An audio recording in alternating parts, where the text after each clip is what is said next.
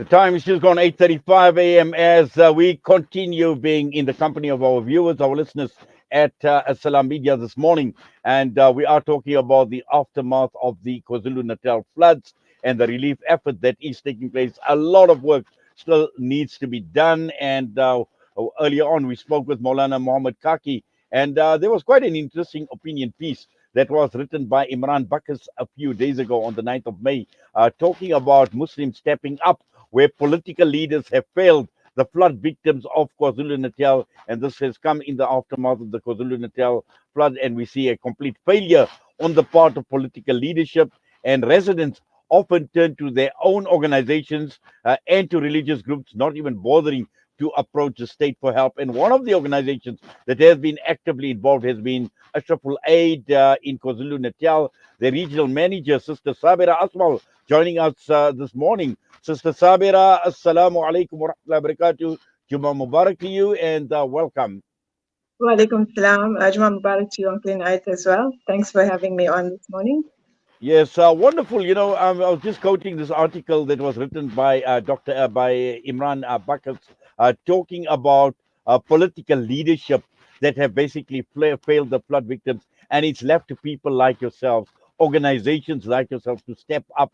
And I'm sure, looking at Ashraful Aid, obviously, Alhamdulillah, over the years, doing wonderful work. And this is a huge effort. I'm sure, we may not appreciate it, but being on the ground, this must be a massive effort, Sister Sabira.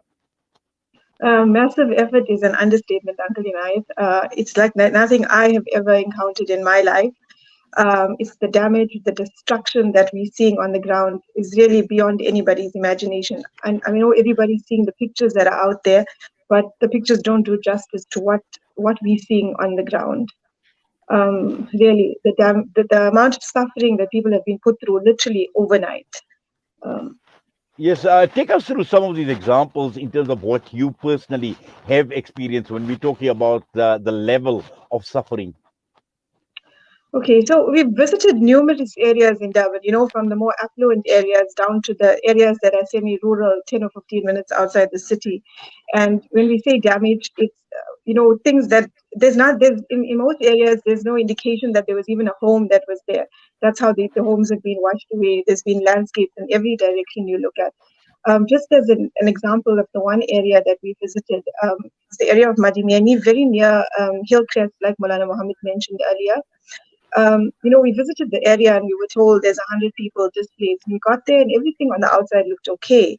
And I said, but why have you brought us to this area? And it took us literally 50 meters down between some homes to walk through. If it was an earthquake or like a crater had hit the area, literally 50 to 60 homes. It was a hole in the ground, area about 800 meters had been washed away. They mentioned to us that there was a double-story home at the edge of that road. I couldn't even see one brick of that home.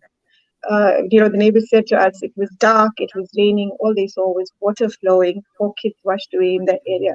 That was just one of those. Malana Mohammed mentioned Isipingo. We went through to Isipingo the day after the floods. I've never seen an area look so muddy. Water was still standing in most places. Buildings had come down. Walls had collapsed. Really, it was, I can't tell you more than that. Yes.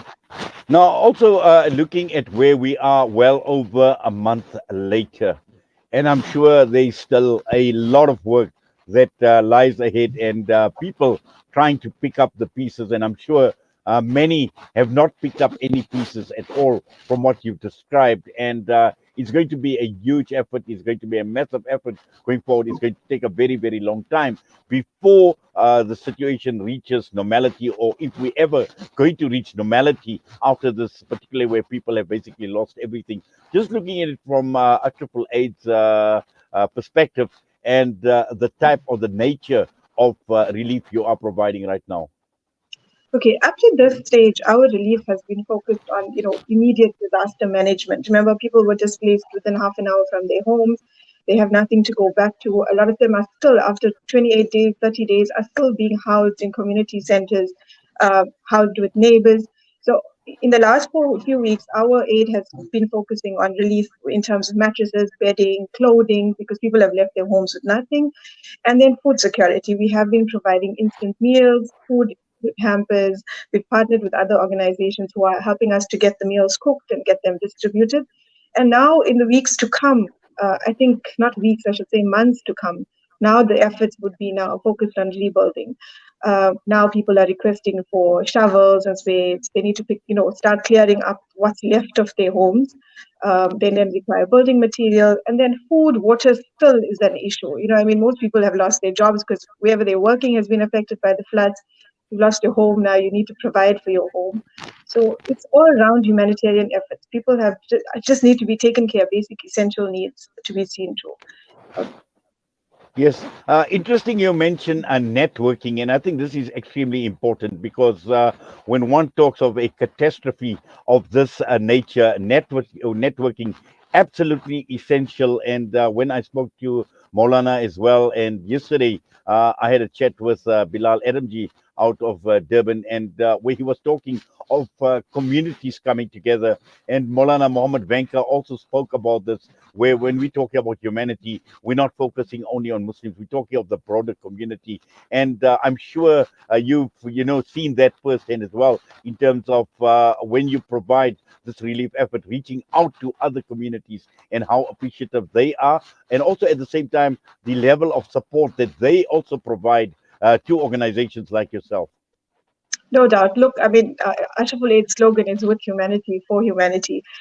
If this was a test of that, really, to every level, humanity came together, people of every kind, every color. We've worked from churches, from temples, from masjids, community centers. It's also an indication for those out there, the magnitude of the work being done by the Muslim community, and the ease at which we can work with every other community that we live around. Alhamdulillah, people of every walk of life has been in contact with us, have been assisting us, have been drawing from us, and partnering with us to get the aid where it's needed.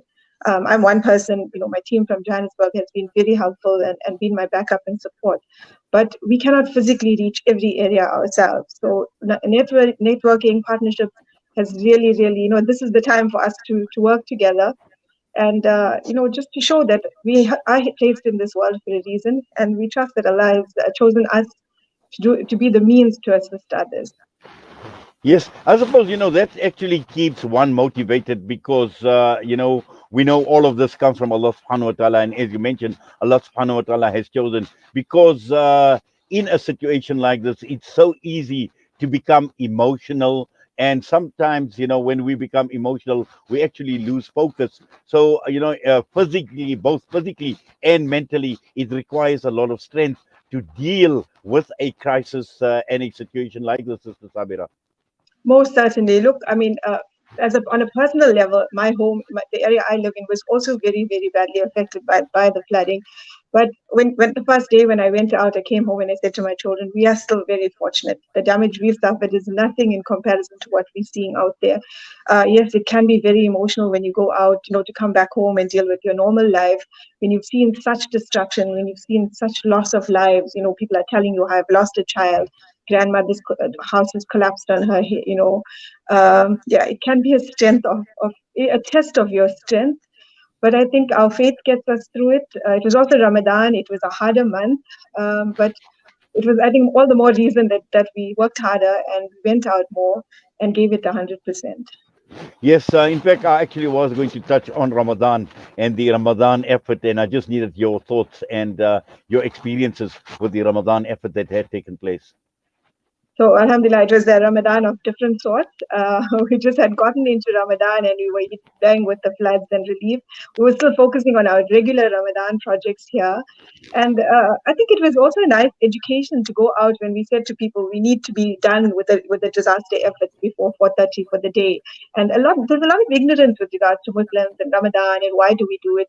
So Alhamdulillah, I think it was also a means of dawah to explain to them why we fasting, what it's about. Also, I suppose Allah has given us the opportunity in Ramadan to assist the less privileged and those that were affected by the floods. We hope the reward is even greater, inshallah.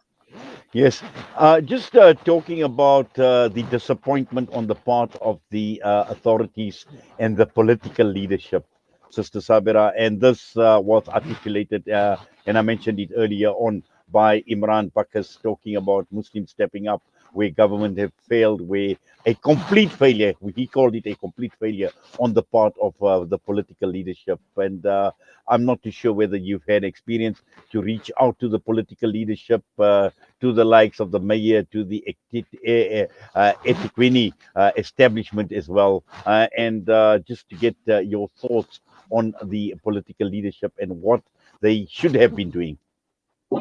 Yeah, look, I mean, in no unspoken words, the disaster management, I think, was really ill prepared for this disaster. Nobody foresaw it being of such great magnitude. But if it were not for all of the numerous NGOs who are working on the ground, really, I think our people would be still suffering a lot more than they are. Yes, we have had contact with disaster management. In certain areas, we're working with the zone support, in those areas. But I would say over 90% of the support, the assistance, the work being done on the ground is by individuals, organizations, madrasas, masjids, churches. We've seen very little on the ground support from the state. I believe they are out and about, but really the bulk of the work, the bulk of the aid is being provided by the organizations. Yes, and also reaching out to the rest of the country to support your cause. Look, Alhamdulillah, Ashraful has been really fortunate. We've had numerous donors from the Gauteng region, countrywide. We've in the process of completing a partnership with the Industrial Development Corporation, where we did a distribution to the value of 1.9 million rand. We've also partnered with Clicks, the Shoprite Group, with Meal SA has been a sponsor. Then we have South African National Caring Women's Forum, the Caring Women's Forum from Gauteng, have really been our backbone and our strength. The individual personal donors that have come through, but really there's still a great need for assistance in KZN. And right, like I said before, now we talk about the rebuild. Phase one is over, where we've stabilized people, we've given them some stability in terms of food, basic essentials, but now we need to assist them to get their homes back, or to start, moving out of neighbors, their homes, moving out of community areas and make them self-sufficient again. So we definitely need the assistance as much as possible. So Yes, and I suppose that is the appeal that you are going to make. Finally, I want you to basically leave you with obviously making that appeal in terms of what is still needed, and how can people assist and support organizations like Triple Aid in this huge effort that still lies ahead. okay, so there's still a great need for water in a lot of areas around Durban are still without drinking water, without running water. And look, like I said to those on the ground, even if water is restored to most areas in the next week or 2 weeks, infrastructure damage to people's homes, to the areas around their homes, is so bad that most people are not going to have access to turn the tap when water running out. So there's a great need still for water. The Tongaat areas in the north. Yesterday we got a call from Isipingo that water has now gone out again. So we need funds towards water, funds towards building materials, shovels, people, things that they cement, things to rebuild their homes. And then on a continuous basis, we still require donors for food, whether it's hampers, preparation of hot meals to distribute. And we can only do that with the support of the entire country, and the world, I suppose. Everybody's welcome to please donate via our website, ashrafulaid.org. Our Johannesburg offices may be contacted, or they may contact me as well in the Durban region.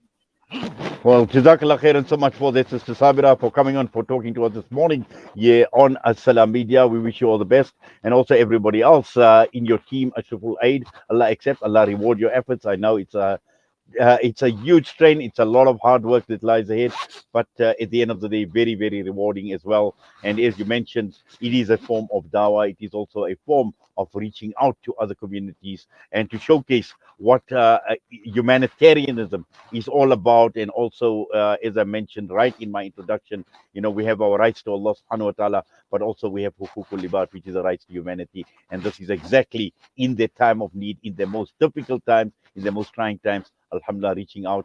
And obviously, we applaud, we salute you. we accept, we make dua that Allah subhanahu wa ta'ala grant you acceptance. Assalamu alaikum wa rahmatullahi wa barakatuh. Wa alaikum salam. Jazakallah for the opportunity and for allowing us this time on the air. Ameen. That was Sister Sabera Asmal joining us, Regional Manager at Ashraful Aid in KwaZulu-Natal, just providing us with feedback on still the relief effort that is taking place. The time is just gone 10 minutes to 9. We come back, we'll be talking Jummah Nasiha, and it is the day of Jummah, so inshallah we will be kept inspired by our honorable ulama who will, Mufti Hamza Faruqi, inshallah, who will be joining us with some wonderful words of advice and nasiha this morning.